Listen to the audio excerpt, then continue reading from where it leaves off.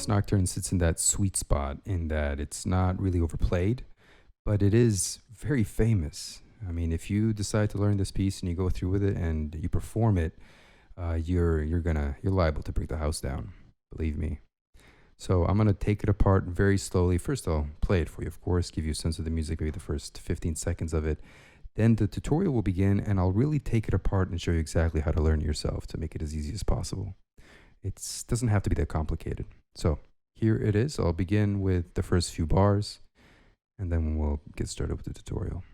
This is what it sounds like.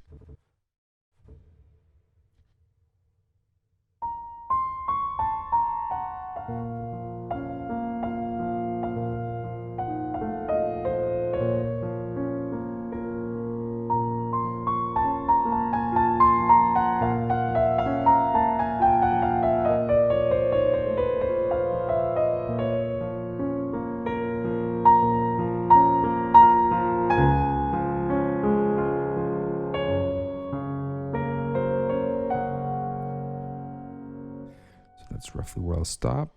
And to begin, the first thing you have to know is that the left hand is just a very, very long string of eighth notes. So the left is in some sense our rhythmic scaffolding. If the left hand is ready to go, and of course it is elastic, after all, it's romantic music, it's Chopin, so you don't have to be a robot about it. But just know that all the notes of the left hand are of the same rhythmic value, so that is a kind of a focal point that you can arrange all the right hand notes in relationship to that consistent left hand string of eighths. Speaking of which, I guess we'll begin with that left hand. Now, the other thing you're going to notice is really in the first two bars of this piece, one of the more difficult sections of this music, comes in full view. There's only maybe 3 or 4 sections of this piece that are, I would say, difficult. And I've figured out exactly how to teach this and how to divide this up so that it both makes sense and is easy to learn. Yeah, I think it'll be good. So let's get after it then. We'll have the left hand begin this tutorial.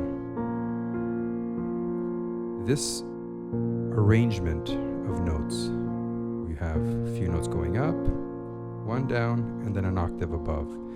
That's more or less what you're going to have everywhere. So once you learn the first few bars, you'll see that it recurs quite a lot. With that being said, we begin with a fifth on B flat, third finger on F, and a thumb on D flat. Now what you'll notice is that the third finger is fairly high up the key. The reason for that is so that the thumb can comfortably reach the black note without having to twist too much. If you play down here, you have all of this space to make up. So just start up here, make full use of the real estate of the key in this section. So 5, 3, pivot on 3, 1, second finger is next, it's in the vicinity. B flat, allow your hand to move up gently, thumb on F, and F below. And notice that while I'm doing this, even at such a slow speed, I'm trying to keep the movement of the hand quite even. I'm not playing this, move this, move this, move this. I'm doing everything I can to not have anything be jagged or panicked or in any way not fluid. So even at the slowest tempo, there should be a feeling of freedom and movement up and down. The wrist should not be tight. That's your first grouping.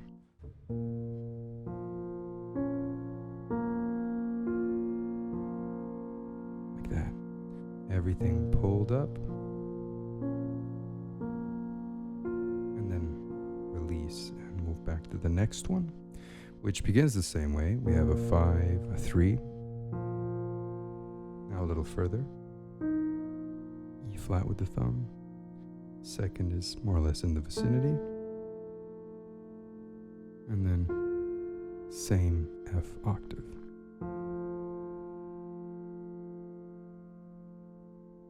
Stitch it up.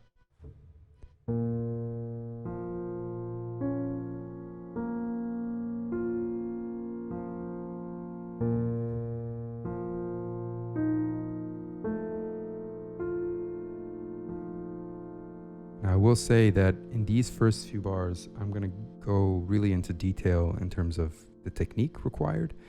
And as I progress further into the piece, I'll speak less about it, because once you have the technique down for the first few bars, it's something that you can replicate and use for the rest of the piece.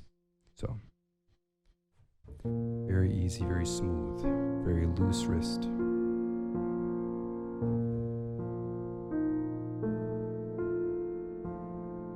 That's your first bar. Pedal-wise, we have one pedal for all of these notes. The piece is in B flat minor, so that's one pedal, and then change.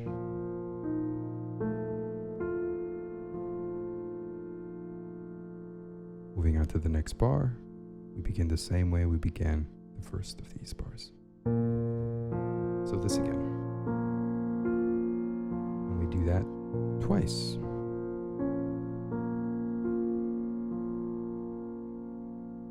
Easy enough, I think, right? Now, the nice thing here is everything I've taught you so far is something that repeats until 4 bars in, then we start to change things up.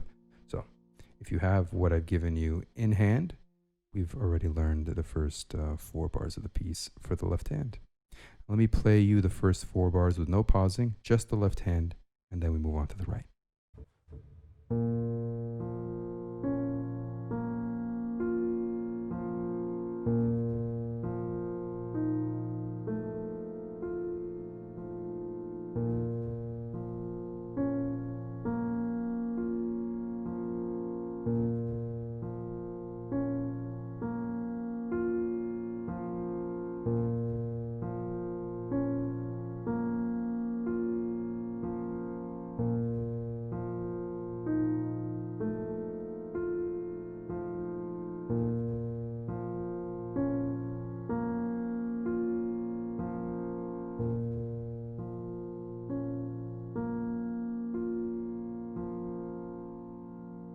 And there you are, the first 4 bars of the Nocturne. Cool. Now, if it was difficult to follow how many times I played each one of these, don't really worry about it too much. As long as you can play one after the other, at least once, then it'll become more clear how many times to play it once you incorporate the right hand. This is what we begin with. The piece begins with a pickup that leads us into the first bar. And this is where the first full bar begins. So that pickup is 2, 3, 4. 1, 4 hovers above, and we gently move down by 1, and we finish on a thumb, and that is the beginning of the next bar.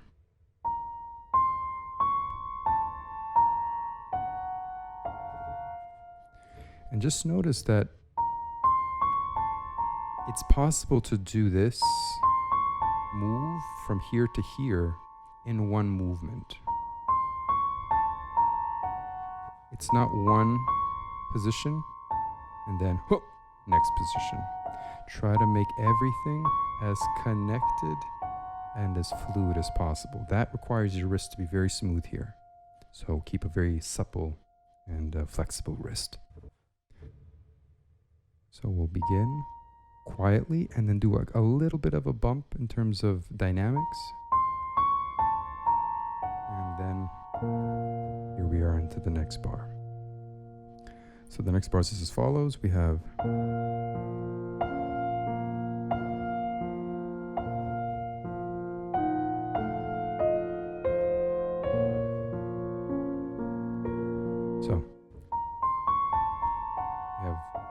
an F with the thumb once, switch to 3 times,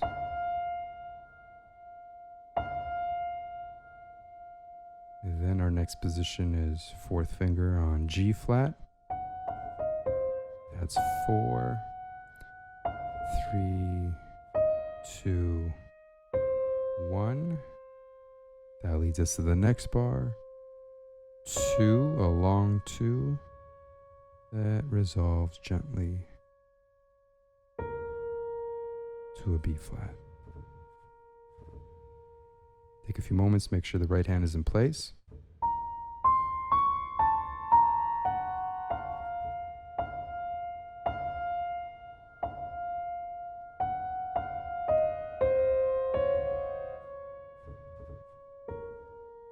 Like that. Not too shabby, right? Cool. All right, so again, as far as rhythm is concerned, you don't have to worry too much about that. For one, it's very famous, and I don't think you're going to have too much trouble remembering what it sounds like because it's the beginning of the piece, and the left hand is going to keep you in check. So let's put that together now. I'm assuming that the left hand is pretty well learned, the right hand is pretty well learned, and here it is when you begin to coordinate them and align them. Together. 3 is alone. Switch to 3 on F. Together. Left. Together. Left. Move down to the next position. Together. That's a pretty good start, right? So when the hands start, we have 2 left-hand notes for every 1 right-hand note. Together, left, together, left, together, left, together, left. And here's where things start to change. Everything aligns. It's together, together, together, together. Get into position. And then the next bar. Together. And then everything is alone in the left hand right up until the thumbs align on F and B flat. Not bad, right? It's so far not very complicated. Stitch all of that up slowly. And please don't play in tempo yet. It's much easier to learn slow first and then eventually up the ante, up the tempo.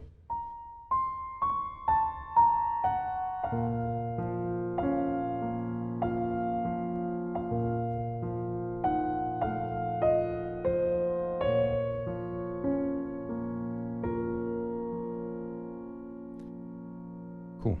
There's your first step. Not very complicated. And I will say that as you're learning this, yes, you're going to do it in terms of, where they align and where the hands don't align. That's the easiest way to do it.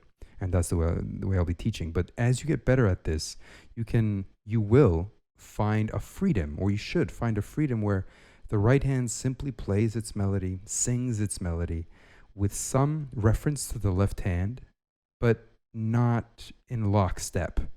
The left hand has its own pulse, and the right hand,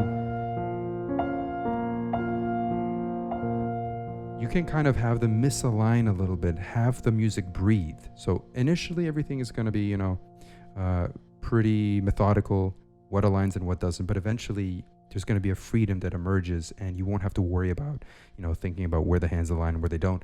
They'll just sort of express on their own, of their own volition. And the next section, this is the tricky bit, and I'm going to cover that in the next part of the tutorial. So if you want to continue this and finish it off with all of the instructions, that's where you can find it. My full library is on the website, so that's many hundreds of pieces up to this point, including this one.